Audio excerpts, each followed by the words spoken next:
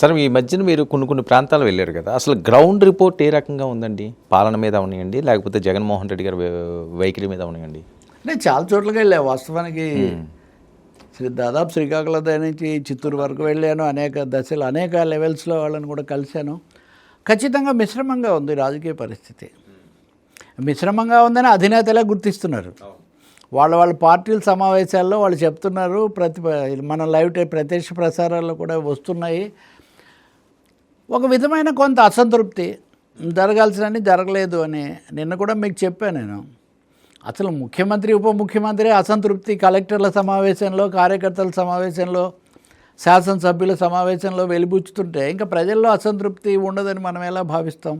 అదే సమయంలో వైఎస్ఆర్సీపీలో చాలా అద్భుతమైన సంతృప్తి ఉందా?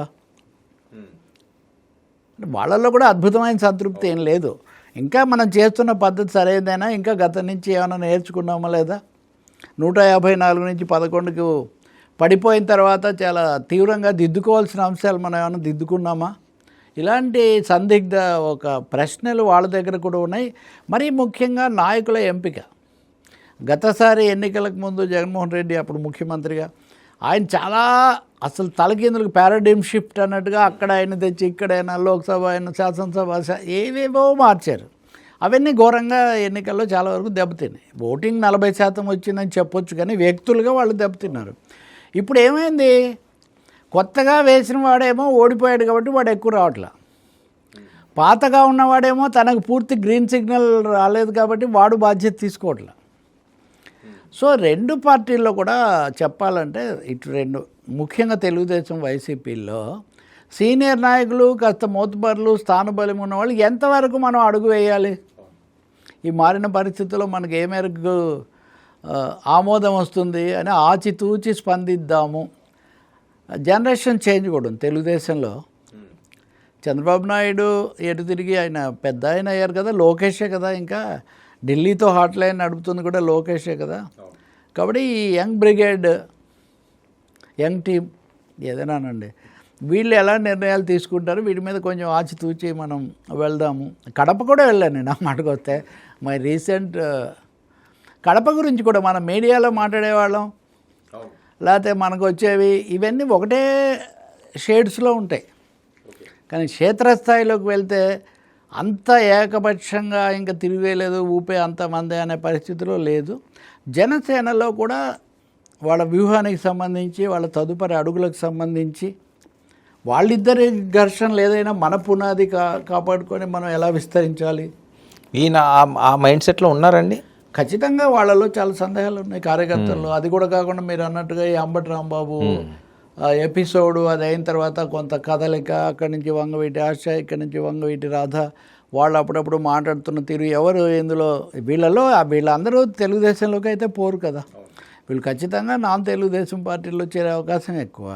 కాదు తెలుగుదేశంలోకి వెళ్ళాలి అంటే వాళ్లకు మంచి పెద్ద ఆఫరు, అవకాశమో ఇచ్చి లేకపోతే ఒక పని చేసే ఇది కల్పించాలి. ఇంతవరకు అటువంటి సంకేతాలు వాళ్ళకేమీ లేవు. మొన్న ఒక మాజీ ఎంపీ ఒక ఆయనతో మాట్లాడుతున్నాను నేను, కొంతమందితో. ఇప్పుడు రాజ్యసభ స్థానాలు అధినేతల యువనేత ఆలోచనల్లో ఏముందో, పెద్ద ఆయన మనసులో ఏముందో పూర్తి స్పష్టత లేదు. సో వాళ్ళు అలా చూస్తున్నారు. సో గతం బట్టి చూస్తే మనకు రాకపోవచ్చు అనే ఒక దానికి సిద్ధమై దేనికైనా మనం ఉందో అన్న పద్ధతిలో వాళ్ళు ఎదురు చూస్తున్నారు. కాబట్టి డబ్బులు కూడా లేవు అన్నిటికంటే. ఇప్పుడు ప్రజల ముందు మనం 6.2% అభివృద్ధి, జాతీయ సగటు కంటే ఎక్కువ ఎన్ని చెప్పినా మరి అన్ని డబ్బులు ఉంటే పథకాలు ఎందుకు?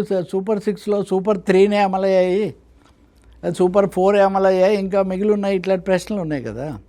ఆ విషయాల్లో డబ్బులు లేవు నిజం చెప్పాలంటే. పీపీపీ ఇందాక కూడా P4 ఈరోజు వార్షికోత్సవం ఏదో చేస్తున్నారు చంద్రబాబు గారు. పీపీపీ మోడల్లో వెళ్తామని ఆయన ఈరోజు కూడా చెప్తున్నారు. ఒకవైపున పీపీపీ అనేది మెడికల్ కాలేజీలతో మొదలుపెట్టి కొంత రివర్స్ అయింది, కొంత యాంటీ ఎస్టాబ్లిష్మెంట్ వైసీపీకి స్ట్రాంగ్గా వచ్చింది. ఇది సరే, వామపక్షాలు సిద్ధాంతపరంగా ఎప్పుడు చెప్తుంటాయి. ఇలాంటివి ఉన్నప్పటికీ పీపీపీనే కొనసాగిస్తూ ఉంటే చాలా అంశాలు. విశాఖపట్నం గంటా శ్రీనివాసరావే రోడ్లు లేవు, భోగాపురం విమానాశ్రయం వస్తే ఇట్లా అవుతుందని ఆయన శాసనసభ సాక్షిగా చెప్తుంటే, అయ్యన్న పాత్రుడు గారు స్పీకర్, మీరు సిట్టి అన్నీ తేల్చండి, నా మీద ఆరోపణలు చేస్తున్నాడు కార్పొరేటర్ అని ఆయన చెప్తుంటే వీటికి సమాధానాలు, చర్యలు ఎవరు తీసుకోవాలి? ఇది కూడా పెద్ద ప్రశ్న. ఇప్పుడు ఒకటి మిశ్రమ ప్రభుత్వము, మిశ్రమ నాయకత్వము, అందరినీ సంతృప్తిపరచాలి. అందులో మళ్ళీ తెలుగుదేశంలో తరాల జనరేషన్ గ్యాపు. సో అప్పటిది నడవదు అని వీళ్ళకి తెలుసు. నేను ఒకటేదో చెప్తాను మీకు, మీరు ప్రత్యేకించి పరిశీలిస్తుంటారు కాబట్టి, తెలుగుదేశం కార్యాలయంలో ఇప్పుడు రోజు చాలా భారీ ఎత్తున శిక్షణ తరగతులు జిల్లాల వారి నాయకత్వాల వరకు వస్తున్నారు. వీళ్ళందరికీ అన్ని విషయాలు రీఓరియంటేషన్లనండి, అది రెగ్యులర్గా జరుగుతుంది అనుకుంటారు సార్. ఇప్పుడు ప్రత్యేకించి అదే రెగ్యులర్కు దీనికి తేడా చెప్తున్నా. ఒక రెగ్యులర్కు దీనికి తేడా అని నేను మీకు చెప్తుంది. ఇవి ఎక్కువ భాగం లోకేష్ సారథ్యంలోనే నడుస్తున్నాయి. చంద్రబాబు నాయుడు గారు పెద్ద ఆయనగా వచ్చి ముఖ్యంగా కాసేపు దిశానిర్దేశం కొంత చేసినప్పటికీ effective and factual running, training, direction Lokesh నుంచి వస్తూ ఉంది. So Telugu Desam is also preparing for a big transformation. Chandrababu ఉన్నప్పుడు ఒక విధంగా ఉంది, కొత్త ఇది వచ్చినప్పుడు మనం ఎలా సర్దుబాటు అనండి, మన పాత్ర ఏంటి అన్నది అది తప్పకుండా జనసేన కూడా, జన సైనికులు కూడా దాన్ని ఆలోచించుకుంటూ ఉన్నారు.